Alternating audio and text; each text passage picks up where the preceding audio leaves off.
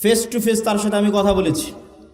আমি তার সাথে কথাই শুরু করেছিলাম এটা দিয়ে যে আজকে আমি এখানে আসার আগ পর্যন্ত যতজন আপনার কাছে এসেছে এরা দুনিয়াবি স্বার্থ নিয়ে আসবে, আর আমি আজকে এখান থেকে চলে যাওয়ার পরও হাজারো মানুষ আপনার সাথে দেখা করতে আসবে, দুনিয়ার স্বার্থে আসবে। কারো একটা সিট দরকার, কারো একটা আসন দরকার, কারো একটা পদ দরকার, কত কি দরকার। কিন্তু আমি আব্দুল্লাহ বিন আব্দুর রাজ্জাক এসেছি চারটা কথা বলবো বাংলাদেশের স্বার্থে। যদি করতে পারেন বাংলাদেশের উপকার হবে। এবং এই যে চারটা কথা আমি ওনাকে বলেছিলাম ওইটার পক্ষেই আমরা ন্যারেটিভ তৈরি করার চেষ্টা করি, যেটাই বাংলাদেশ। ওনাকে বলেছিলাম, 1 নাম্বার, মুসলমানেরা যে 190 বছর ব্রিটিশ বিরোধী সংগ্রাম করলে আর স্বীকৃতি কোথায়? 1797 সালের 23শে জুন থেকে 1947-এর 14 বা 15 আগস্ট পর্যন্ত 190 বছর ভারতের মুসলমানেরা ঠিকই, ভারতের হিন্দু এবং মুসলমানেরা সবাই যে ব্রিটিশ বিরোধী আন্দোলন করেছে তার স্বীকৃতি আছে। পাকিস্তানের মুসলমানেরা যে ব্রিটিশ বিরোধী আন্দোলন করেছে তার স্বীকৃতি আছে। তো বাংলাদেশের মুসলমানেরা কি করেনি? তিতুমির কে তাহলে? হাজি শরীয়তুল্লাহ কে তাহলে? এখানে যে ব্রিটিশ বিরোধী 1857-তে যে হাজার হাজার মুসলমান জীবন দিল তাদের স্বীকৃতি কই? অতএব 1947-এর রাষ্ট্রীয় স্বীকৃতি দিতেই হবে। 1947 নাই মানে এই দেশে মুসলমানদের 190 বছরের ব্রিটিশ বিরোধী আন্দোলনের কোনো স্বীকৃতি নাই। বাংলাদেশ 1971-এ শুরু হয়নি, ওটা ডাহা মিথ্যা কথা। 71 বাংলাদেশের একটা পার্ট, কিন্তু বাংলাদেশের শুরু অনেক আগে। ওর ধারাবাহিকতায় আপনাকে আসতে হবে, তার একটা পার্ট 47। এটা একটা ওনাকে বলেছি। আর একটা ওনাকে বলেছি, বাঙালি জাতীয়তাবাদের নামে বাংলাদেশে হিন্দুয়ানি জাতীয়তাবাদ, হিন্দুত্ববাদী জাতীয়তাবাদ এবং হিন্দুয়ানি কৃষ্টি কালচার কলকাতার দাদা বাবুদের বাঙালি জাতীয়তাবাদের নামে ঢুকানো হয়। এই বাঙালি জাতীয়তাবাদের নামে হিন্দুত্ববাদী কৃষ্টি কালচারের মূলোৎপাটন করতে হবে। বাংলাদেশের নিজের সংস্কৃতি কৃষ্টি কালচার প্রমোট করতে হবে, যেটা ওসমান হাদি বলেছে যে কালচারাল ফ্যাসিজমের বিরুদ্ধে আমাদেরকে লড়াই করতে হবে, যে কারণে সে তাকে জীবনও দিয়ে দিতে হলো। 3 নাম্বার বলেছি, বাংলাদেশে জাতির পিতা বলে কিছু থাকা যাবে না। আগে যারা ছিল তাদের জাতির পিতা ছিল শেখ মুজিবুর রহমান। আপনারা আসবেন, আপনারা এসে বলবেন জাতির পিতা জিয়াউর রহমান, এটা চলবে না। আমরা জানো হে রব্বুল আলামিন, হে একমাত্র মালিক, হে একমাত্র পরওয়ারদিগার, হে একমাত্র রহমত দান করে, হে একমাত্র সাহায্যকারী। আজ আপনি যদি আমাদেরকে রহমত দেন তাহলে আমরা এই দেশের মানুষ কঠোর পরিশ্রম করার মাধ্যমে আমাদের প্রত্যাশিত বাংলাদেশকে গড়ে তুলতে পারবো। আজ যদি আল্লাহর রহমত এই দেশ এবং এই দেশের মানুষের পক্ষে থাকে, আল্লাহর সাহায্য, আল্লাহর দয়া এই দেশের মানুষের উপরে, এই দেশের উপরে থাকে, ইনশাআল্লাহ আমরা আমাদের প্রত্যাশিত বাংলাদেশ গড়ে তুলতে সক্ষম হব। প্রিয় ভাই বোনেরা, আজ আসো সকলে মিলে প্রতিজ্ঞা করি যে ইনশাআল্লাহ আগামী দিনে দেশ পরিচালনার দায়িত্বে যারা আসবে, আমরা সকলে নবী করিম সাল্লাল্লাহু আলাইহি সাল্লামের যে ন্যায়পরায়ণতা, সেই ন্যায়পরায়ণতার আলোকে আমরা দেশ পরিচালনার সর্বোচ্চ চেষ্টা করব। আপনি এতটুকু করতে পারেন, এই পুরো বাংলাদেশ তৈরিতে যাদের অবদান আছে তাদের সবাইকে সমান একটা মর্যাদার জায়গায় দিতে পারেন। ফাউন্ডার ফাদার্স এরকম একটা মর্যাদার জায়গায় দিতে পারেন, যেখানে শেরে বাংলা একে ফজল হকও থাকবে, হোসেন শহীদ সোহরাওয়ার্দীও থাকবে।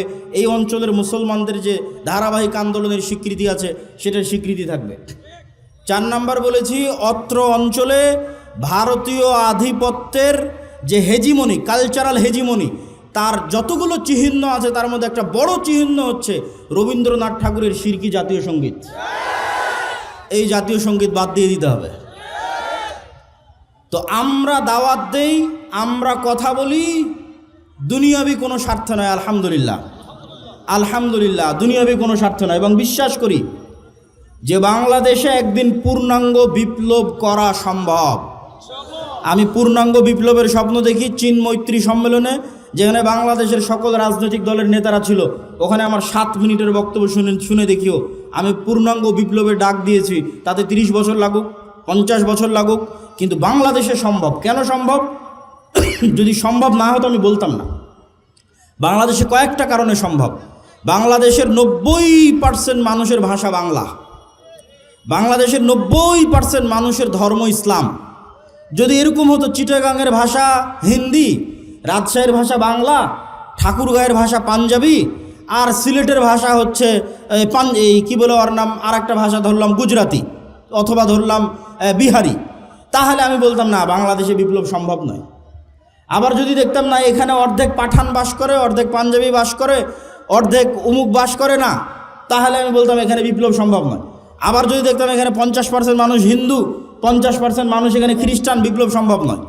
বাংলাদেশে যে কোনো একটা আদর্শের উপর বিপ্লব খুবই সম্ভব, কেননা এখানে 90% মানুষের ভাষা বাংলা, বলে বাংলা, লেখে বাংলা, সংস্কৃতি বাংলা, আবার 90% মানুষ ইসলামে বিশ্বাস করে। ফলত এখানে আলাদা কোনো বিভেদ নাই। এখানে 20% মানুষও যদি তৈরি হয় যারা ঈমান বিল গায়বে ইয়াকিন রাখবে, আজকের যে কথা বলেছি, আজকের যে থিওরি দিয়েছি, এবং সামনে এটার উপর আরও অনেক কাজ এবং গবেষণা এবং লিখিত দ্বিতীয় আর একটা বই আসবে আল্লাহর পথে যাত্রার উপর, আমি ওই পূর্ণাঙ্গ বিপ্লবে বিশ্বাস করি। কারো কাছে কোনো এক রাজনৈতিক দলের কাছে বিক্রি হয়ে গেলাম রাজনীতির কথা বলতে গিয়ে, আলহামদুলিল্লাহ আব্দুর রাজ্জাক বিন ইউসুফের ছেলে, ওই জন্য ইনশাআল্লাহ জন্ম হয়নি।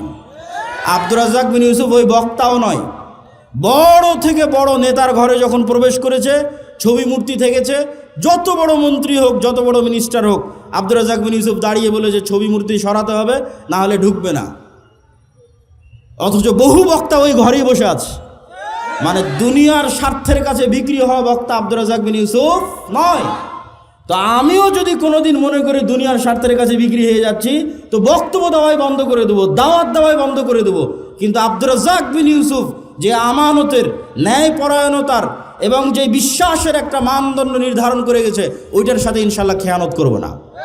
আল্লাহ যদি আমাকে কবুল করে, তো আমাকে দিয়ে বাংলাদেশে পূর্ণাঙ্গ বিপ্লবের যদি আল্লাহ সুবহানাহু ওয়া তাআলা কবুল করে, করুক। আর আল্লাহ সুবহানাহু ওয়া তাআলা যদি কবুল না করে, তো আমার সন্দেহ দূর হয়ে গেছে না, আব্দুল্লাহ বিন আব্দুর রাজ্জাক উপস্থিত হয়েছে, এই যে সন্দেহ দূর হয়ে গেল, এটাকে বলে ইয়াকিন। তো আমাকে দেখে, আমার বক্তব্য শুনে আপনার মধ্যে যেই মানের বিশ্বাস কাজ করতেছে, এখন এই জায়গায় যে ফেরেশতারাও উপস্থিত আছে, এটার উপর যেই দিন ওই মানের বিশ্বাস কাজ করবে, সেই দিন বিজয়ের রাস্তা শুরু হয়ে যাবে। আমাদের বিশ্বাসে দুর্বলতা আছে। আমরা মনে করি আগামীকাল মারা যাব, পরশুদিন মারা যাব, আরও হয়তো 5 বছর বাঁচবো, আরও হয়তো 10 বছর বাঁচব। কিন্তু ঈমান বিল আখিরাহ, পরকালের উপর ইয়াকিন রাখা মানে হচ্ছে আমরা মারা গেছি। মৃত্যুকে নিজের হাতের মুঠোয় নিয়ে নেওয়া, এটার জন্য ভয় না পাওয়া, এটার জন্য পিছপা না হওয়া, নিজে কল্পনা করে নেওয়া যে আমরা মারা গেছি। এবং এই কল্পনা যদি আমরা একবার করতে পারি, তাহলে যে কোনো সিদ্ধান্ত নিতে আমাদের জন্য সুবিধা হবে। ঈমান বিল গায়বে ইয়াকিন ছাড়া কেন মুসলমানদের বিজয় হয় না? মুসা আলাইহিস সালাতু ওয়াস সালাম যে অবস্থায় দুর্বল ছিলেন, ফেরাউনের বিপরীতে আমরা তার চেয়ে বেশি দুর্বল। বরং মুসা আলাইহিস সালাতু ওয়াস সালাম ফেরাউনের তুলনায় যা দুর্বল ছিলেন, আমরা অত দুর্বল নই, আমাদের চেয়ে বেশি দুর্বল মুসা আলাইহিস সালাতু ওয়াস সালাম। আরও স্পষ্ট করে বললে, গাজার মুসলমানেরা আজকের ইসরায়েলের তুলনায় যা দুর্বল, আজ থেকে 4000 বছর আগে মুসা আলাইহিস সালাম ফেরাউনের তুলনায় তার চেয়ে বেশি দুর্বল। নবী হিসেবে মুসা আলাইহিস সালাতু ওয়াস সালামকে দেখতে যত বড় মনে হচ্ছে, ওনার উঠে আসাটা তত করুণ এবং তত অসহায়। মানে যত অসহায় এবং করুণ অবস্থা থেকে উঠে এসেছে, পৃথিবীতে আর কোনো নবী এতটা অসহায়, এতটা করুণ অবস্থা থেকে উঠে আসেনি। তো মুসা আলাইহিস সালাতু ওয়াস সালাম যে বিজয়ী হচ্ছেন, ফেরাউন যে পরাজিত হচ্ছে, এটার একটাই রাস্তা, সেটা যে ঈমান বিল গায়বে ইয়াকিন। মুসা আলাইহিস সালাতু ওয়াস সালামের হাতের লাঠি যখন সাপে পরিণত করে দিলেন আল্লাহ, এটার মাধ্যমে মুসা আলাইহিস সালামের যখন ইয়াকিন তৈরি হলো আল্লাহর শক্তি, আল্লাহর ক্ষমতার উপর, তখন ওনার অন্তরে এই বিশ্বাস ঢুকে গেল যে লা হাওলা ওয়ালা কুওয়াতা ইল্লা বিল্লাহ, লা হাওলা ওয়ালা কুওয়াতা ইল্লা বিল্লাহ। এই বাক্যের অর্থ এটা নয় যে ফেরাউনের শক্তি আল্লাহর শক্তির তুলনায় দুর্বল, জি না। এই বাক্যের অর্থ এটা নয় যে ফেরাউনের শক্তি আল্লাহর শক্তির তুলনায় কম, জি না। এই বাক্যের অর্থ হচ্ছে আল্লাহর শক্তির তুলনায় ফেরাউনের শক্তি 0। যেই দিন মুসা আলাইহিস সালামের অন্তরে এই বিশ্বাস তৈরি হয়ে যাবে, সেই দিন মুসা আলাইহিস সালাম ফেরাউনকে দাওয়াত দিতে পারবে, ফেরাউনের মুখোমুখি হতে পারবে, বিক্রি হবে না, আল্লাহর উপর ভরসা রাখতে পারবে। তো আপনার অন্তরে যেই দিন এরকম বিশ্বাস তৈরি হয়ে যাবে যে আমেরিকা এবং ভারতের শক্তি আল্লাহর শক্তির তুলনায় কম না, আল্লাহর শক্তির তুলনায় দুর্বল, জি না, আল্লাহ সুবহানাহু ওয়া তাআলার শক্তির তুলনায় জিরো, শূন্য, এই বিশ্বাস যেই দিন অর্জন করে নিতে পারবেন, সেই দিন বিজয়ের রাস্তা শুরু। এই বিশ্বাসের নামই হচ্ছে ঈমান বিল গায়বে ইয়াকিন, না দেখা অদৃশ্য জগৎকে যেন চোখে দেখতে পাচ্ছি। লিনুরিয়াহু মিন আয়াতিনা, মুহাম্মদ সাল্লাল্লাহু আলাইহি ওয়াসাল্লামকে মেরাজের সফর করানো হয়েছে আল্লাহর নিদর্শন দেখানোর জন্য, যে জান্নাতের কথা শুনতা ওই জান্নাত চোখে দেখো, যে জাহান্নামের কথা শুনতা ওই জাহান্নাম চোখে দেখো। তাহলে আমরা ঈমানের যে 6টা অধ্যায় পড়ি, এই 6টার ওপর যেই দিন আমাদের বিশ্বাস ইয়াকিনের পর্যায়ে চলে যাবে, যেন আমরা দেখতে পাচ্ছি, ওই দিন আমাদের মুক্তির রাস্তা শুরু।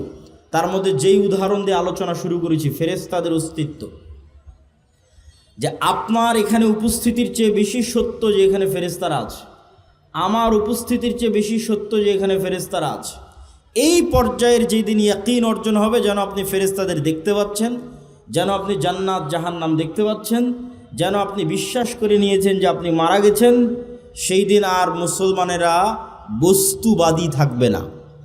মুসলমানদের পিছিয়ে থাকার সবচেয়ে বড় কারণ হচ্ছে মুসলমানেরা বস্তুবাদী, দুনিয়াকে সামনে রেখে সিদ্ধান্ত নেয়, পরকালকে সামনে রেখে সিদ্ধান্ত নেয় না। পরকালকে সামনে রেখে সিদ্ধান্ত না নেওয়ার কারণেই ন্যায়পরায়ণতা, আমানতদারিতায় ঘাটতি তৈরি হয়, যেটা আমাদের বক্তব্যের 4 নম্বর পয়েন্টে আছে। পয়েন্ট নাম্বার 2, আল্লাহর সাহায্য ছাড়া ইসলাম এবং মুসলমানদের বিজয় হয় না। রাসূলুল্লাহ সাল্লাল্লাহু আলাইহি ওয়াসাল্লাম সর্বশেষ এবং সর্বশ্রেষ্ঠ নবী হওয়ার পরেও, সর্বশ্রেষ্ঠ রাসূল হওয়ার পরেও তিনি একটা যুদ্ধেও ততক্ষণ বিজয় লাভ করতে পারেননি যতক্ষণ কার সাহায্য না পেয়েছেন? আল্লাহর সাহায্য। দলিল, বদরের যুদ্ধের দিন রাসূলুল্লাহ সাল্লাল্লাহু আলাইহি ওয়াসাল্লাম বদরের যুদ্ধের আগের রাতে লম্বা সালাত আদায় করছেন। বদরের যুদ্ধের দিন তাঁবুতে খিমায় হাত উঠিয়ে দোয়া করতে করতে করতে করতে এত উঁচুতে হাত উঠিয়েছেন যে তার গায়ের চাদর খুলে পড়ে গেছে, যে চাদর গায়ে ছিল সেটা খুলে নিচে পড়ে গেছে।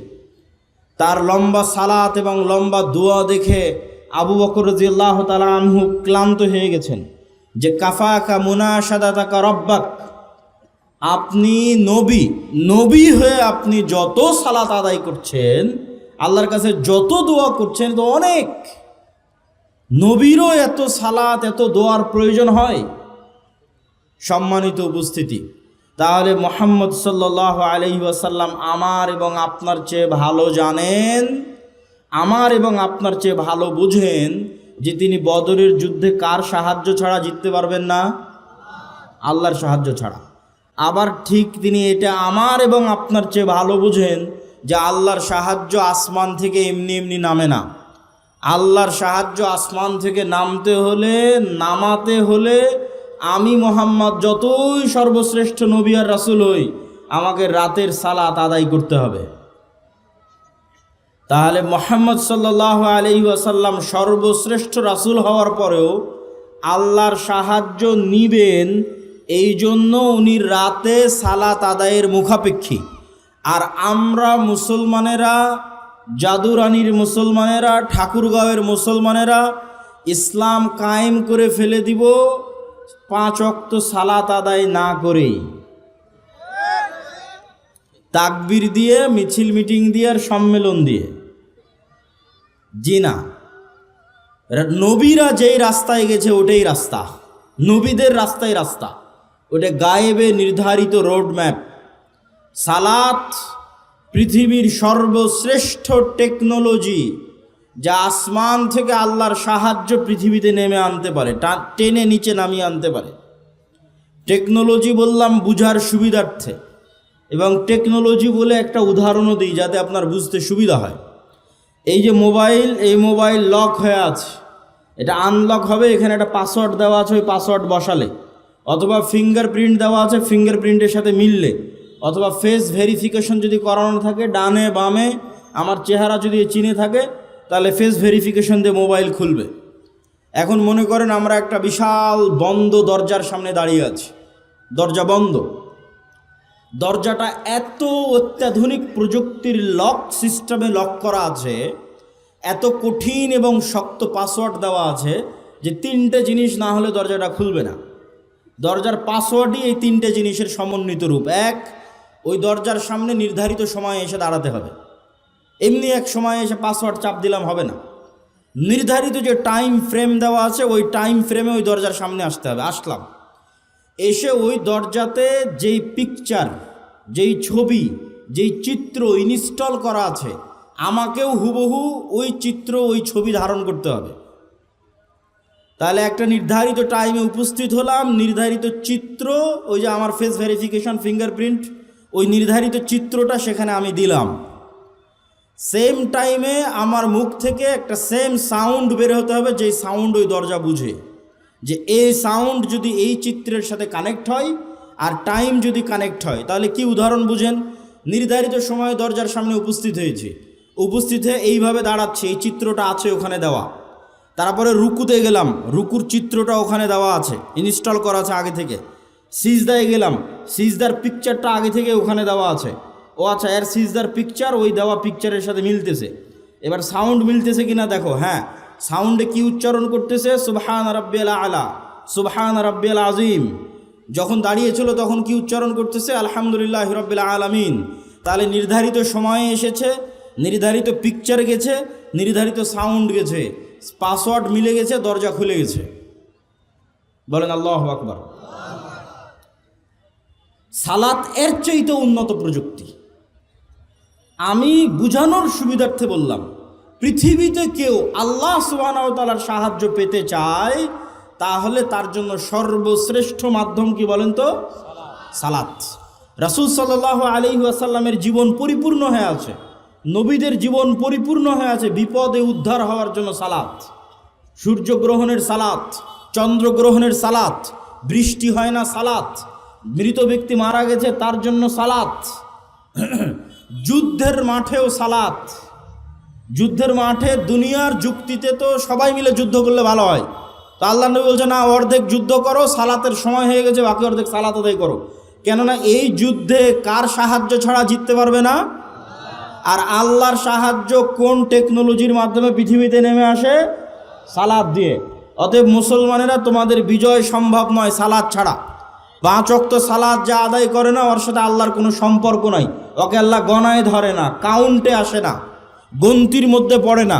তাহলে 5 ওয়াক্ত সালাতবিহীন কোটি কোটি মানুষও যদি ভোট দিয়ে দেয়, মানুষ ক্ষমতায় যেতে পারে, ইসলাম যাবে না, ইসলাম বিজয় হবে না। ইসলাম বিজয় হওয়ার জন্য রুট লেভেল থেকে শুরু করতে হবে। 5 ওয়াক্ত সালাত তার মধ্যে 1 নাম্বার জরুরি। 5 ওয়াক্ত সালাত দিয়ে আসমান থেকে আল্লাহর সাহায্য নেমে আসে। আল্লাহর সাহায্য আসমান থেকে নেমে আসে আর একটা বড় ইবাদত, তার নাম জিকির। সকাল সন্ধ্যার জিকির, সকাল সন্ধ্যার জিকির দিয়ে আল্লাহ সুবহানাহু ওয়া তাআলার সাহায্য পৃথিবীতে নেমে আসে, অথবা শুধু জিকির দিয়ে। এই জিকিরও এক প্রকার টেকনোলজি, বুঝানোর সুবিধার্থে বলতেছি, যাতে আপনি জিকির করতে উদ্বুদ্ধ হন, যাতে আপনার জিকির করতে ভালো লাগে, এই জন্য বুঝাচ্ছি। এই যে আজকে আমার সামনে ক্যামেরা আছে, মোবাইল আছে, এগুলো সব লাইটের ওয়েভ, আলোর যে তরঙ্গ আছে ওইটার উপর আধুনিক সভ্যতা দাঁড়িয়ে আছে। আমি মোবাইলে কথা বলছি, আমার কথা আমেরিকা চলে যাচ্ছে লাইভ দিয়ে, এখন মানুষ আমেরিকায় বসে শুনতেছে, মেসেজ দিচ্ছি, ইন্টারনেট চালাচ্ছি, এই পুরো সভ্যতাটা দাঁড়িয়ে আছে আলোর ওয়েভ তরঙ্গের উপর। আর আরেকটা টেকনোলজি যেটা পৃথিবীর কোনো বিজ্ঞানীর কাছে নাই, সেটার নাম সাউন্ড টেকনোলজি। এই টেকনোলজির কিছু জ্ঞান আল্লাহ সুবহানাহু ওয়া তাআলা সুলাইমান আলাইহিস সালাতু ওয়াস সালামকে দিয়েছিলেন। পৃথিবীর কোনো টেকনোলজি দিয়ে রানী বিলকিসের সিংহাসন চোখের পলক ফেলার আগে সুলাইমানের দরবারে উপস্থিত হয়ে যাবে, এরকম কোনো টেকনোলজি পৃথিবীতে নাই। এখনকার বিজ্ঞানীরা আবিষ্কার করতে পারেনি। হ্যাঁ, পৃথিবীর সবচেয়ে শক্তিশালী টেকনোলজির নাম সাউন্ড টেকনোলজি, যেটা পৃথিবীর কোনো বিজ্ঞানীর কাছে নাই। এটার কিছু জ্ঞান আল্লাহ সুলাইমান আলাইহিস সালামকে দিয়েছিলেন। সেটা কি? গায়েবের একটা নিউজ সংবাদ আপনাদের দিই, যেটা আল্লাহ কোরআনে দিয়েছে। ইউসাব্বিহু লিল্লাহি মা ফিস সামাওয়াতি ওয়া মা ফিল আরজ, আসমান জমিন এবং তার মধ্যে যা কিছু আছে, জীব জন্তু, জড় বস্তু, জড় পদার্থ, কীট পতঙ্গ, পঙ্গপাল, কাপড় চোপড়, মাটি, ধুলাকণা, এই চেয়ার, এই জামা, এই প্যান্ডেল, এই মোবাইল, আপনাদের প্রত্যেকের গায়ে যে জামা আছে, নিচের মাটি, এই বই, পেপার, টিস্যু, বোতল, ক্যামেরা, সবগুলো 24 ঘন্টা আল্লাহর তাসবিহ পাঠ করতেছে। বলেন আল্লাহু আকবার। এই তাসবিহ পাঠের আওয়াজ আছে, সাউন্ড, আওয়াজ আছে। পিঁপড়া কি বলে তাসবিহ পাঠ করতেছে, আওয়াজ সুলাইমান আলাইহিস সালাম বুঝতেন, দুনিয়ার কোনো বিজ্ঞানী বুঝে না। এটা এত অদৃশ্য টেকনোলজি। পিঁপড়ার চলার যেমন আওয়াজ আছে কিন্তু আমরা শুনতে পাই না, আবার আল্লাহর অন্য প্রাণী ঠিকই শুনতে পায়। হাতি ঠিকই শুনতে পায় যে পিঁপড়া চলতেছে। যাদের শ্রবণ শক্তি আরও সূক্ষ্ম, ওরা শুনতে পায় যে হ্যাঁ পিঁপড়া চলতেছে, কিন্তু আমি শুনতে পাই না। পিঁপড়ার পায়ের চলা যেমন শুনতে পাই না, আশেপাশে এখন তাসবিহ চলতেছে 24 ঘন্টা, এটা আমি শুনতে পাই না। শুধু কি এরা তাসবিহ পড়তেছে? না, এরা তাসবিহ বুঝে। আমি যদি বলি সুবহান আল্লাহ, তাহলে এই কাঠের চেয়ার বুঝে যে আমি সুবহান আল্লাহ বললাম, আল্লাহর তাসবিহ পাঠ করলাম। আমি যদি বলি লা ইলাহা ইল্লাল্লাহ, তাহলে এই মাইক বুঝতেছে আমি এখন লা ইলাহা ইল্লাল্লাহ বলতেছি। এই জন্য রাসূল সাল্লাল্লাহু আলাইহি ওয়াসাল্লাম বলেন, মুয়াজ্জিন যখন আজান দেয়, মুয়াজ্জিনের আওয়াজ যত দূর পর্যন্ত যায়, অত দূর পর্যন্ত পৃথিবীর প্রত্যেক জীব জন্তু, জড়বদস্ত, কীট পতঙ্গ, পঙ্গপাল যা আছে, এর প্রত্যেকটাই ওই আওয়াজ শুনে, বুঝে এবং ওই আওয়াজের পক্ষে কিয়ামতের মাঠে আল্লাহর দরবারে সাক্ষী দিবে। আল্লাহু আকবার। তাহলে সাউন্ড, এই সাউন্ড এরা 24 ঘন্টা এখান থেকে সাউন্ড নির্গত করতেছে। সম্মানিত উপস্থিতি, আল্লাহ সুবহানাহু তাআলা আমাদের আজকের এই বক্তব্য বুঝার তৌফিক দান করুক। জিকির কেন পাওয়ারফুল, জিকির কেন শক্তিশালী, এটা আমরা বুঝার চেষ্টা করি। সাউন্ড কেন পাওয়ারফুল? আল্লাহ আসমান এবং জমিন তৈরি করলেন কুন ফায়াকুন, আল্লাহ হও বললে হয়ে যায়। আল্লাহ বললেন আসমান এবং জমিন ধ্বংস করব, আওয়াজ সেট করে দিলেন। ইসরাফিল কান খাড়া করে আছে, সামনে বাঁশি আছে, ফু দিবে, আওয়াজ তৈরি হবে। আল্লাহর আদেশে ইসরাফিল আওয়াজ তৈরি করবে, এই আওয়াজে আসমান ভেঙে পড়ে যাবে, আওয়াজে সূর্য চন্দ্র দ্বিখণ্ডিত হয়ে চূর্ণ বিচূর্ণ হয়ে যাবে, আওয়াজে পৃথিবীর পাহাড়গুলো আকাশে উঠতে থাকবে, আওয়াজে। এবার সারা পৃথিবী ধ্বংস, সব মানুষ মরে গেছে। কতদিন এভাবে থাকবে আল্লাহ ভালো জানে। জিবরাইল মরে গেছে, মালাকুল মউত মরে গেছে।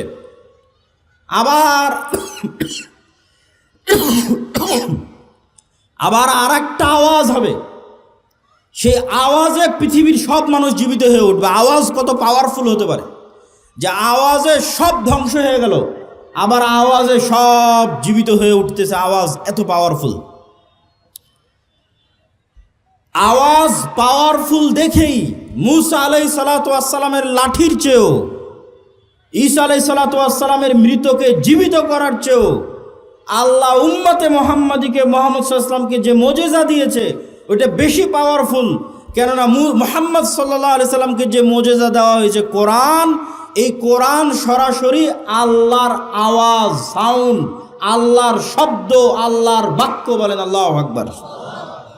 এই জন্য কোরআন সর্বশ্রেষ্ঠ জিকির, জিকির সবচেয়ে পাওয়ারফুল। পৃথিবীর এমন কোনো অসম্ভব নয় যে অসম্ভবকে সম্ভব করা সম্ভব নয় জিকির দিয়ে।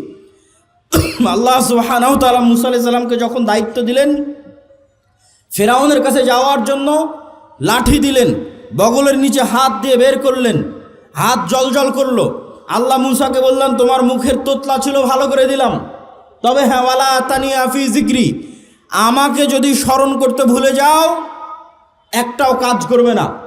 কল্পনা করেন, ঘটেনি, কল্পনা করেন মুসা আলাইহিস সালাম আজ 1 সপ্তাহ থেকে সালাত আদায় করে না, 1 সপ্তাহ থেকে মুসা আলাইহিস সালাম আর আল্লাহর জিকির করে না। কল্পনা করেন। এখন 7 দিনের দিন মুসা আলাইহিস সালাম 1 সপ্তাহ থেকে সালাত আদায় না করে, জিকির না করে, এখন লাঠি ছাড়ে, লাঠি আর সাফ হয় না। লাঠি সমুদ্রে মারে আর রাস্তা তৈরি হয় না। লাঠি পাথরে আঘাত করে আর ঝর্ণা তৈরি হয় না। সব ডিঅ্যাক্টিভেট হয়ে গেছে। ফেসবুকের অ্যাকাউন্ট যেমন ডিঅ্যাক্টিভেট হয়ে যায়, হোয়াটসঅ্যাপ যেমন ডিঅ্যাক্টিভেট হয়ে যায়, ডিঅ্যাক্টিভেট হয়ে গেছে। ওইটা অ্যাক্টিভেট থাকবে কিভাবে? কাল্ব, পৃথিবীর সর্বোন্নত প্রযুক্তির মেশিন কাল্ব, এইটা যখন জিকিরের মাধ্যমে আল্লাহর সাথে কানেক্টেড। আল্লাহ মুসাকে বলছে ওয়ালা তানিয়া ফি জিক্রি, লাঠি দিয়েছি, জিহ্বা ঠিক করে দিয়েছি, বগলের নিচ দিয়ে হাত বের করলে আলো হয়, ভাইকে দিয়েছি সকল শক্তি ক্ষমতা সাহায্য সব থাকবে। তোমার অন্তর যদি আল্লাহর সাথে জিকিরে কানেক্টেড থাকে তো লাঠি সমুদ্রে মারলে রাস্তাও তৈরি হবে, লাঠি পাথরে আঘাত করলে ঝর্ণাও তৈরি হবে। যত টেকনোলজি তোমাকে দেওয়া আছে সব অ্যাক্টিভেট থাকবে, কেননা তুমি আল্লাহর সাথে জিকিরের মাধ্যমে কানেক্টেড ছিল। বলেন আল্লাহু আকবার। এই জন্য জিকির সবচেয়ে পাওয়ারফুল টেকনোলজি। জাকারিয়া আলাইহিস সালাতু ওয়াস সালাম বলেন আল্লাহ আমার সন্তান দরকার। আল্লাহ বললেন সন্তান হবে। জাকারিয়া আলাইহিস সালাতু ওয়াস সালাম নিজেই বিশ্বাস করতে পারেন না সন্তান হবে। বলেন আল্লাহ আলামত বলেন। আল্লাহ বলেন আলামত হচ্ছে সকাল সন্ধ্যায় জিকির করবে, এটাই আলামত, এটা দিয়েই তোমার সন্তান হবে। এই বার্ধক্য বয়সী বন্ধা স্ত্রীর সন্তান হয়ে যাবে আল্লাহর জিকিরের মাধ্যমে, সকাল সন্ধ্যার জিকিরের মাধ্যমে। সম্মানিত উপস্থিতি, তাহলে আমাদের 3 নাম্বার পয়েন্ট শেষ। 1, মুসলমানদের বিজয়ের জন্য ঈমান বিল গায়বে ইয়াকিন লাগবে। 2, আল্লাহর সাহায্য ছাড়া বিজয় হয় না। 3, আল্লাহর সাহায্য পৃথিবীতে আনার জন্য সালাত লাগবে, জিকির লাগবে, ইবাদত লাগবে। নামাজ না পড়ে, নবী রাসূলের সুন্নাতের অনুসরণ না করে কেউ বলবে আমি ইসলাম এবং মুসলমানদের বিজয় করব, কালেমার পতাকা বিজয় করব, আর নিজের উপকার হতে পারে, ইসলাম এবং মুসলমানদের বিজয় হবে না। আর 2টা পয়েন্ট দিয়ে বক্তব্য শেষ। তারপরে যদি আপনাদের কোনো প্রশ্ন উত্তর থাকে 5 মিনিট প্রশ্ন উত্তর, তারপরে পাগড়ি পরিধান। 2টা কি? সত্যবাদিতা, ন্যায়পরায়ণতা, জ্ঞান এবং শিক্ষা। এই যেমন মোবাইল তৈরি করেছে, এই মোবাইল যারা তৈরি করেছে, এই মোবাইলের একটা বাটন আছে ফ্ল্যাশ লাইট জ্বালানোর জন্য। এই যে চাপ দিলাম ফ্ল্যাশ লাইট জ্বলতেছে। এখন এই মোবাইলের এই ফ্ল্যাশ লাইটে যদি হিন্দু চাপ দেয় জ্বলবে না? জ্বলবে না। যদি খ্রিস্টান চাপ দেয় জ্বলবে না? জ্বলবে না। মুসলমান চাপ দিলে না, ওকে বলা আছে যে হিন্দু চাপ দিলে জ্বলবি না, মুসলমান চাপ দিলে জ্বলবি, বা মুসলমান চাপ দিলে জ্বলবি না, হিন্দু চাপ দিলে জ্বলবি না। আল্লাহ নিজে এই পৃথিবীকে একটা ফাংশনের উপর ডেভেলপ করেছে। এই পৃথিবীতে আল্লাহর কিছু মূলনীতি আছে। যেমন আল্লাহ পৃথিবীতে আগুন তৈরি করেছে জ্বালানোর জন্য। আল্লাহ পৃথিবীতে ছুরি, লোহা ধার দিলে মানুষকে কাটবে। এখন লোহা, ছুরি ধার দিয়ে তরবারি বানিয়ে যদি আল্লাহর নবীর চাচা হামজার গলাতেও চালানো হয় তো ছুরি বলবে না যে না এটা তো হামজার গলা, চলবো না, চলে গেছে, হামজা মরে গেছে, শহীদ হয়ে গেছে। বদরে, উহুদে, খন্দকে অসংখ্য সাহাবী শহীদ হয়েছে, তো কই ছুরি তো থামেনি যে না এটা উমুকের গলা, চলবো না। যে না, আল্লাহ যেটার উপর পৃথিবীকে যেই কাজের জন্য সৃষ্টি করেছে, যেই সিস্টেমের উপর ডেভেলপ করেছে, ওটা এখন যে ব্যবহার করবে অরটাই কাজ করবে। ব্যবহার করুক এখন কাফের, মুশরিক, মুনাফিক, আর ব্যবহার করুক মুসলমান, মুত্তাকি, আল্লাহওয়ালা, সেটা দেখার বিষয় না। হ্যাঁ, আল্লাহ নিজের নিয়ম ভাঙ্গেন, নিজের তৈরি করা নিয়ম ভাঙ্গেন। যেমন আগুনকে তৈরি করা হয়েছে জ্বালানোর জন্য, তো ইব্রাহিমকে জ্বালায়নি, কিন্তু ওই আগুনই আবার ঠিকই সূরা বুরুজে আসহাবুল উখদুদ পুরো একটা জাতিকে, মনে করেন পুরো জাদুরানির সব মানুষকে জ্বালিয়ে দিয়েছে। সবাই মুমিন, আল্লাহ নিজে বলছে সব জ্বলে মরে গেছে, থামায়নি। সম্মানিত উপস্থিতি, তাহলে আল্লাহ এই পৃথিবীকে ডেভেলপ করেছে 2টা ফাংশন দিয়ে নেতা হওয়া যায়। মুসলমানেরা যদি বলে আমরা আজ থেকে গোলাম থাকতে চাই না, নেতা হতে চাই, তাহলে পৃথিবীতে 2টা ফাংশন আল্লাহ দিয়ে রেখেছে নেতা হওয়ার জন্য।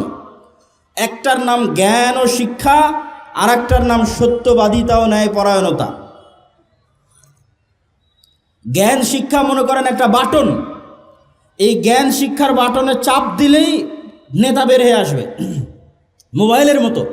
এখন জ্ঞান শিক্ষার বাটনে যদি ইউরোপ, আমেরিকার ইহুদি, খ্রিস্টান জ্ঞান অর্জন করে, আর জাদুরানির যুবক যদি বলে আমি free fire, PUBG, BPL, IPL, জুয়া, অনলাইন বেটিং, নেশা, বিড়ি, সিগারেট এগুলো নিয়ে ব্যস্ত থাকবো, তাহলে আল্লাহ বলবে না যে এই জ্ঞান শিক্ষা ইহুদি খ্রিস্টানরা অর্জন করছে, ওকে নেতা বানাবো না। আমার জাদুরানির একটা জুয়াখোর, নেশাখোর মুসলমান আছে, ওকে নেতা বানাবো। আল্লাহ এটা করবে নাকি? আপনাদের কি মনে হয় আল্লাহ এটা করবে? জি না। ফাংশন যে ইউজ করবে তার জন্যই কাজ করবে। অতএব তোমরা যদি বলো আমাদের নেতা হতে হবে, আজাদি থেকে গোলামি থেকে মুক্তি দরকার, আজাদ হতে হবে, জ্ঞান অর্জন ছাড়া পৃথিবীতে আর দ্বিতীয় কোনো রাস্তা নাই। নেশা এবং জুয়া দিয়ে মানুষকে গোলাম বানানো যায়। যদি পুরো একটা সমাজকে নেশাগ্রস্ত জুয়াগ্রস্তে আসক্ত করে দেওয়া যায়, বিশেষ করে ইয়াং জেনারেশনকে, এরা জ্ঞানও অর্জন করবে না, প্রশ্নও করবে না। শরীফ ওসমান হাদি যদি জুয়াগ্রস্ত নেশাগ্রস্ত হতো, আয়সা জ্ঞানও অর্জন করতো না, প্রশ্নও করতো না, তাহলে নিশ্চিন্তে রাজত্ব ঠিক থাকতো। 2 নাম্বার কি? ন্যায় পরায়ণতা এবং সত্যবাদিতা দিয়ে নেতা তৈরি হয়। মিথ্যা, ধোঁকা, দুর্নীতি, গোলামির চিহ্ন। মুসলমানদের ওপর গণতান্ত্রিক সিস্টেম এবং সুদ, এই দুটো চাপিয়ে দেওয়া আছে গোলাম তৈরি করার জন্য। গোলাম তৈরির কারখানা কিভাবে তৈরি হবে? গণতান্ত্রিক রাজনীতির কৃষ্টি কালচার এত নিকৃষ্ট, এক দলের সাথে আর এক দলের জোটের আসন ভাগাভাগি তো বহু পরে। এক আসনের একই দলের 5 জন মনোনয়ন প্রার্থী যদি লবিং না করে, যদি লিয়াজু না করে, যদি টাকা পয়সার লেনদেন না করে, যদি মিথ্যা বলে আর একজনকে নিচে তার দুর্নাম করে নিচে নামাতে না পারে, যদি ধোঁকাবাজির অভিনয়ের গেম না খেলে, ও জীবনে কোনোদিন মনোনয়ন নিয়ে আসতে পারবে না।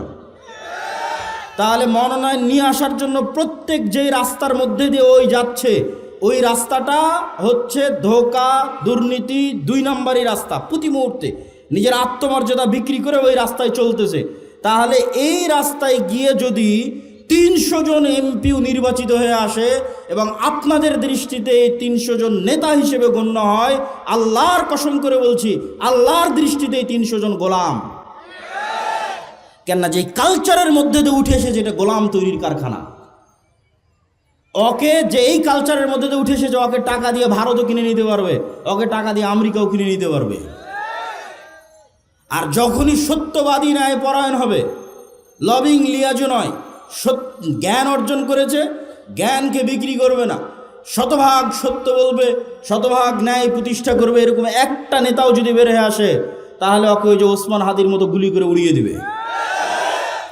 এই নেতাকে ভয় পায়, পৃথিবী ভয় পায়, দুনিয়া ভয় পায়।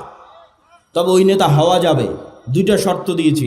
জ্ঞান অর্জন করতে হবে প্রচুর, এবং এই জ্ঞানকে বিক্রি করা যাবে না, শতভাগ আমানতদার, শতভাগ ন্যায়পরায়ণ হতে হবে। ন্যায় প্রতিষ্ঠা করাই 80% ইসলাম প্রতিষ্ঠা করা। ন্যায় প্রতিষ্ঠা করাই 80% ইসলাম প্রতিষ্ঠা করা। সালাতও ইসলাম, হজও ইসলাম, পর্দাও ইসলাম, অবশ্যই জরুরি। কিন্তু কল্পনা করেন এই জাদুরানির সব মানুষ সালাত আদায় করে, সব মানুষ, সব মহিলা মানুষ বোরখা পরে, কিন্তু এই জাদুরানির ওই নামাজি, ওই আল্লাহওয়ালা, ওই হাজি, ওই ওমরাকারী ব্যক্তিটা তার ওই পর্দাশীলা বোনকে বাপের সম্পত্তিতে ন্যায়ের সাথে ভাগ দেয়নি, তো কিসের হাজি? ও তো মুনাফিক। ন্যায়ের মানদণ্ডে যে টিকবে না, সে প্রকৃত মুমিন নয়, সে মুনাফিক। বাহ্যিক ইসলাম দিয়ে সে ধোকা দিচ্ছে, আল্লাহকে ধোকা দিতে চাচ্ছে, মানুষকে ধোকা দিতে চাচ্ছে, নিজেকে ধোকা দিচ্ছে। প্রকৃত ঈমান কোনটা? লা ঈমান আলিমান লা আমানাত লাহু। যে কালবে একবার ঈমান ঢুকে গেছে, আল্লাহর বিশ্বাস ঢুকে গেছে, ওই কালবে ধোকা ঢুকতে পারে না, ওই কালবে আমানতের খেয়ানত ঢুকতে পারে না। তাহলে সে যে আমানতের খেয়ানত করছে, ওসি, ডিসি, এসপি, মন্ত্রী, মিনিস্টার, এসিল্যান্ড, সাব রেজিস্ট্রার, আলেম ওলামা, মসজিদ, মাদ্রাসা, কমিটি সভাপতি, রাজনৈতিক দলের নেতা, যে যে যার জায়গায় দায়িত্বে আছে, আমানতের যে খেয়ানত করছে, তো ঠিকই সালাত আদায় করে, ঠিকই হজ করে, ওমরা করে, এরা হচ্ছে মুনাফিক। এই জন্য সত্যবাদিতা, ন্যায় পরায়ণতার মানদণ্ডে উত্তীর্ণ না হলে নেতা হতে পারবেন না। বক্তব্য শেষ করে দিচ্ছি। 5টা পয়েন্ট আজকে আপনাদের সামনে তুলে ধরেছি। 1, ইমান বিল গায়েবে ইয়াকিন লাগবে। গায়েব মানে ফেরেস্তা, গায়েব মানে পরকাল, গায়েব মানে জান্নাত জাহান্নাম, গায়েব মানে কবরের আযাব। এগুলো যেন আপনি চোখে দেখতে পাচ্ছেন। আপনি যেন এখন জান্নাতে আছেন, আপনি জান্নাতের সর্বনিম্ন স্তরে আছেন, যে সর্বনিম্ন স্তরে আল্লাহকে দেখাই যায় না, মাসকে মাস, বছরকে বছর। তো আপনার আফসোস হচ্ছে, যদি আরেকটু জিকির করতাম, আর একটু উপরের জান্নাতে যেতে পারতাম। তথা দুনিয়ার জীবন কিছুই নয়, এটা সফরের মধ্যে একটা বিরতি মাত্র। আজকে ঢাকা থেকে বিমান হয়ে জাদুরানিতে এসেছি, এই আধা ঘন্টা আমার জাদুরানিতে থাকা আর পৃথিবীতে 60 বছর থাকা সমান। এইটার উপর যেদিন ইয়াকিন চলে আসবে, ওই দিন আপনি আর বিক্রি হবেন না। ওই যে সত্যবাদিতা ন্যায় পরায়ণতা লাস্টে দিয়েছি, ওইটা আপনার অর্জন করা সহজ হয়ে যাবে যদি ইমান বিল গায়বে ইয়াকিন থাকে। এটার উপর বিস্তর আজকের বক্তব্যের উপর প্রত্যেক পয়েন্টের উপর 1-2 ঘন্টা করে বক্তব্য দেওয়া যাবে, যার বিস্তারিত আলোচনা আমার লেখা আল্লাহর পথে যাত্রা এই বইয়ের উপর আছে। এটা 36শে জুলাই 5 আগস্টের পর বিভিন্ন রাজনৈতিক অরাজনৈতিক দল সংগঠনের কাছে ঘুরতে ঘুরতে যখন দেখলাম যে মুসলমানরা মনে করে নিয়েছে দুনিয়ার রাস্তা একমাত্র রাস্তা, এদের আল্লাহর সাহায্যের উপর ভরসা নাই, আল্লাহর সাহায্য নেওয়ার চেষ্টাও করে না, ইমান বিল গায়বে ইয়াকিন নাই, তখনই এই বইটা লেখা যে আগে মুসলমানদের ইমান বিল গায়বে ইয়াকিন তৈরি করতে হবে। ইমান বিল গায়বে ইয়াকিন, আল্লাহর সাহায্য ছাড়া বিজয় হয় না। দুনিয়ার শক্তি যদি আপনি পারমাণবিক শক্তিরও মালিক হন, বিজয় অর্জন করতে পারবেন না যদি আল্লাহর সাহায্য না থাকে। মুহাম্মদ সাল্লাল্লাহু আলাইহি ওয়াসাল্লাম পারেনি। আল্লাহর সাহায্যের জন্য সালাত আদায় করা মুহাম্মদ সাল্লাল্লাহু আলাইহি ওয়াসাল্লামকে লাগে। তুমি কে? তুমি কে? মুহাম্মদ সাল্লাল্লাহু আলাইহি ওয়াসাল্লাম 5 ওয়াক্ত সালাতের উপরে রাতের সালাত আদায় করতেছে, কাঁদতেছে, দোয়া করতেছে, আল্লাহর সাহায্য নেবে। তুমি 5 ওয়াক্ত সালাত আদায় না করে বিজয়ী হয়ে যাবে, তুমি কে? পৃথিবীর সর্বশ্রেষ্ঠ নবী ইবাদত ছাড়া, আল্লাহর ইবাদত ছাড়া বিজয় নিয়ে আসতে পারেনি। ফেরেশতাকে বদরে নামাতে পারেনি, উহুদ খন্দকে নামাতে পারেনি। যতক্ষণ না আল্লাহর কাছে সাহায্য চেয়েছে, সালাতে দাঁড়িয়েছে, তখন আল্লাহ সুবহানাহু ওয়া তাআলা নবীর দোয়া শুনে, নবীর চাওয়া পূরণ করে, তখন আল্লাহ ফাস্তাজাবা লাকুম রাব্বুকুম আন্নী মুমিদ্দুকুম বিআলফিম মিনাল মালাইকাতি মুরদিফিন। যখন নবী হাত উঠিয়ে দোয়া করেছে, রাতের সালাতে দাঁড়িয়েছে, তখন আল্লাহ বলছে আমি হাজারে হাজার ফেরেশতা নামাচ্ছি। এটাই টেকনোলজি। ইবাদত ছাড়া, আল্লাহর সাহায্য ছাড়া, সালাত ছাড়া, জিকির ছাড়া জিততে পারবে না। আর পরের দুটো কি? সত্যবাদিতা এবং জ্ঞান। ধরো 500 যুবক, আজকে জাদুরানি থেকেও যদি 500 যুবক বের হয় যে না আমি ইসলাম প্রতিষ্ঠা করতে চাই, বাংলাদেশকে স্বাধীন করতে চাই, বাংলাদেশ শুধু বা ইসলাম নয় সারা বিশ্বে ইসলাম প্রতিষ্ঠা করতে, শুধু বাংলাদেশে নয়, তাহলে সর্বোচ্চ জ্ঞান অর্জন করতে হবে। সর্বোচ্চ জ্ঞানের পাশাপাশি শতভাগ সত্যবাদিতা, আমানতদারিতে থাকতে হবে। নাহলে তুমি লন্ডন থেকে ডক্টরেট ডিগ্রি নিয়ে এসেও যেই কোম্পানি তোমাকে টাকা দিবে ওই কোম্পানির তুমি ওষুধ লিখবা, মানে বিক্রি হয়ে গেছো। তাহলে সর্বোচ্চ জ্ঞান, সর্বোচ্চ সত্যবাদিতা, ন্যায়পরায়ণতা, এই দুটো যখন এক হয়ে যাবে তখন পৃথিবী তোমাকে হুমকি মনে করবে, বাংলাদেশের রাজনৈতিক দলগুলো তোমাকে হুমকি মনে করবে, ভারত আমেরিকা তোমাকে হুমকি মনে করবে, তখন তোমাকে ধ্বংস করে দিতে চাইবে, হত্যা করতে চাইবে ওসমান হাদির মতো। তখন বাঁচবা কীভাবে? তখন আগের 3টা লাগবে, ইমান বিল গায়বে ইয়াকিন লাগবে, সকাল সন্ধ্যার জিকির লাগবে, রাতের সালাত লাগবে। তাহলে আল্লাহ স্পেশাল ফেরেশতার ফোর্স দিবে তোমার সাথে, তোমাকে রক্ষা করার জন্য। বলেন আল্লাহু আকবার। আল্লাহর সাহায্য লাগবে। এবার যখন আল্লাহ তোমাকে সাহায্য করে দিয়েছে, তখন কিসের আমেরিকা, কিসের ভারত, কিসের রাজনৈতিক দল, পৃথিবীর এমন কোনো শক্তি নাই যে তোমার বিজয় থামাতে পারে, বিজয় ঠেকাতে পারে। বলো ইনশাআল্লাহ। অতএব যুবকেরা তোমরা প্রস্তুত তো জ্ঞান অর্জন করতে, সালাত আদায় করতে, শিখতে প্রস্তুত তো? আল্লাহ সুবহানাহু ওয়া তাআলা তোমাদের কবুল করুক। এই বলে আমার আজকের সংক্ষিপ্ত বক্তব্য এখানেই শেষ করছি। আসসালামু আলাইকুম ওয়া রাহমাতুল্লাহি ওয়া বারাকাতুহু। কিছু প্রশ্ন আছে, 5 মিনিট।